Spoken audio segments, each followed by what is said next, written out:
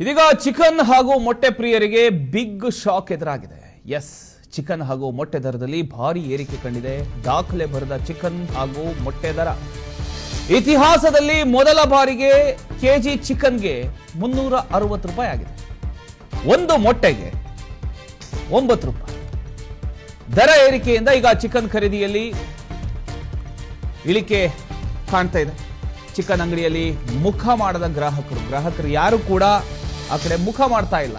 Because chicken ದರ ಏರಿಕೆ ಕಂಡಿದೆ. ಅದರ ಜೊತೆಗೆ ಮೊಟ್ಟೆ ದರ 9 ರೂಪಾಯಿ. ಒಂದು ಮೊಟ್ಟೆ ತಗೋಬೇಕು ಅಂದ್ರೆ ಈಗ 9 ರೂಪಾಯಿ ಕೊಟ್ಟು ತಗೋಬೇಕು. ಈ ರೀತಿ ಪರಿಸ್ಥಿತಿ ನಿರ್ಮಾಣ ಆಗಿದೆ.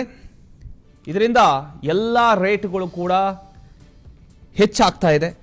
ಈ ಒಂದು ವಿಚಾರಕ್ಕೆ ಸಂಬಂಧಪಟ್ಟ ಹಾಗೆ ಗ್ರಾಹಕರು ಯಾರು ಕೂಡ ಚಿಕನ್ ಶಾಪಿಗೆ ಹೋಗ್ತಿಲ್ಲ, ಮೊಟ್ಟೆ ಖರೀದಿಸೋದಕ್ಕೆ ಹೋಗ್ತಾ ಇಲ್ಲ.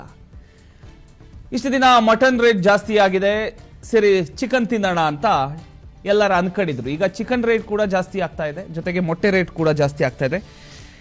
ಚಿಕನ್ ಪ್ರಿಯರಿಗೆ ಮೊಟ್ಟೆ ಇಲ್ಲದೆ ಬ್ರೇಕ್ಫಾಸ್ಟ್ ಆಗಲ್ಲ ಅನ್ನುವಂಥವರಿಗೆ ಈಗ ಒಂದು ಬಿಗ್ ಶಾಕ್ ಎದುರಾಗಿದೆ ಅಂತಾನೆ ಹೇಳಬಹುದು.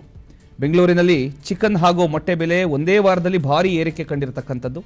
ಇತಿಹಾಸದಲ್ಲೇ ಮೊದಲ ಬಾರಿಗೆ ಒಂದು ಕೆಜಿ ಚಿಕನ್ ಬೆಲೆ 360 ರೂಪಾಯಿಗೆ ತಲುಪಿದೆ. ಹಾಗೂ ಒಂದು ಮೊಟ್ಟೆ 9 ರೂಪಾಯಿಗೆ ಮಾರಾಟ ಆಗ್ತಾ ಇದೆ.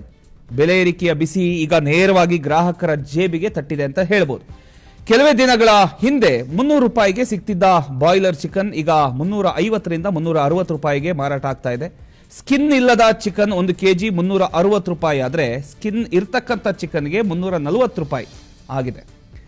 ಇದು ಇತ್ತೀಚಿನ ವರ್ಷಗಳಲ್ಲೇ ಅತ್ಯಧಿಕ ಒಂದು ದರ ಅಂತ ಹೇಳಲಾಗ್ತಾ ಇದೆ.